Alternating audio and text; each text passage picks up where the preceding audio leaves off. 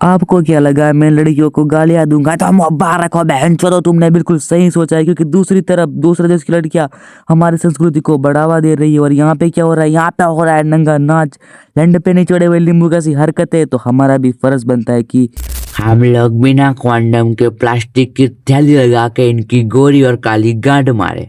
तो चलो यार लड़को बिना टाइट किए बढ़ते हमारे वीडियो की तरफ। अबे बहन चोद, इस वक्त कौन कॉल कर रहा है? मनोज? ये बैंक वाला तो मेरे पैसे भी ना दे रिया। अबे मनोज भोसड़ी के मेरे पैसे क्यों ना वापस कर रिया?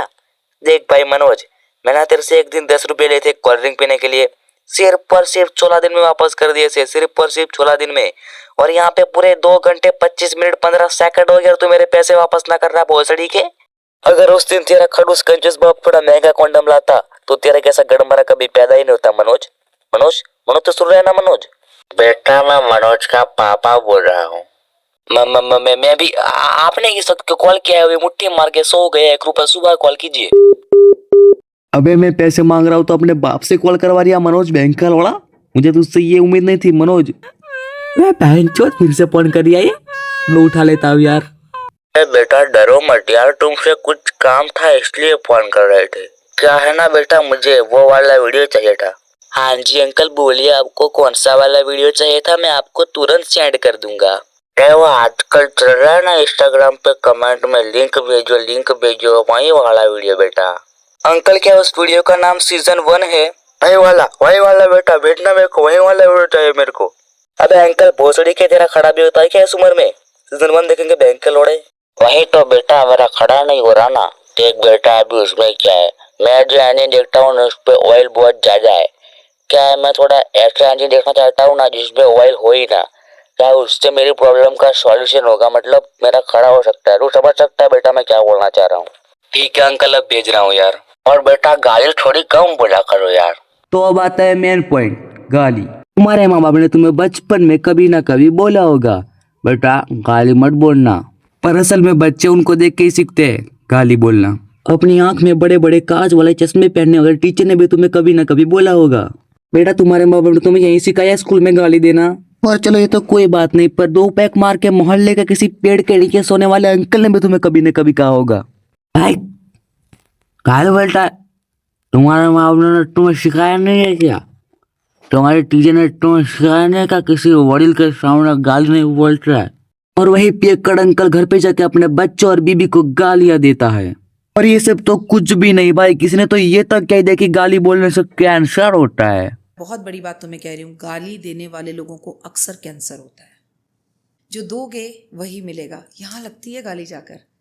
आपको मैं बोलूँ बच्चा आप बहुत प्यारे लग रहे हो, मैं बच्चा बोलूँ कौन सी भाषा अच्छी लग रही है? फॉर एग्जाम्पल सामने से आपका मित्र आ रहा है, 10 साल बाद आप उससे मिल रहे हैं, आपने उसे देखा वो बड़ा मोटा हो गया है, आप उसे कहें हे भगवान तोंदू पागल इतना मोटा हो गया, भैंसा लग रहा है, सुनकर भी मुझे कितना गंदा लग रहा है। और मैं अगर उसको देखूं 10 साल में कहूँ वाओ गोलू मोलू मेरा बाबू मेरा चीकू कितना प्यारा है, पहले से भी अच्छा लग रहा है।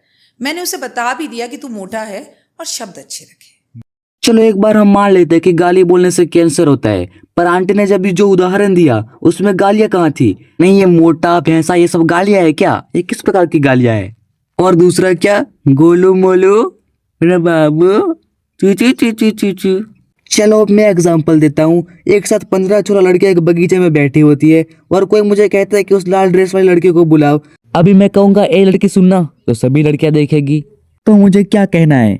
ए गोलू मोलू बाबू चीकू वो तुम्हें बुला रहा है। अगर मैंने ऐसा बोला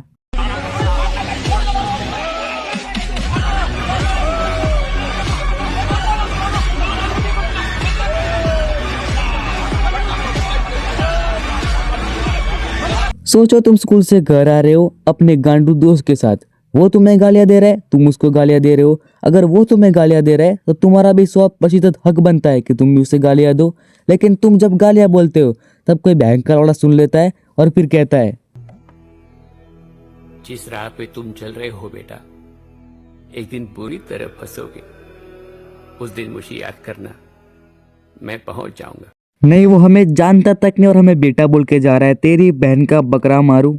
और ऐसा जो ज्ञान देते हैं, कभी आप उन पे घर पे जाओगे तो उनके बच्चे क्या करते हैं आपको पता है? तुम्हारा गाना मार दूंगा भोसड़ी वाले भोसड़ी गटा चुदावे तुम्हारी महतारी गुरु मादा चुप वो सुड़ी नहीं तो अब गाड़ी सुन तोरी महतारी गुरु मादा चुप तोरी बहन का चूत में मादा चुप रख फोन बहुत बड़ी क्या फोन न करना बहुत बड़ी के आज के बाद रख फोन मादा चोद अब बोल ना मादा चोद। वाह, संस्कार नहीं। जिसके खुद के बच्चे उम्र से बड़ी बड़ी गालियां बोल रहे, अगर वो आपको आके कहेगा बेटा गाली मत बोलना, तो कैसा लगेगा? नहीं, कैसा लगेगा बोलिए मुझे।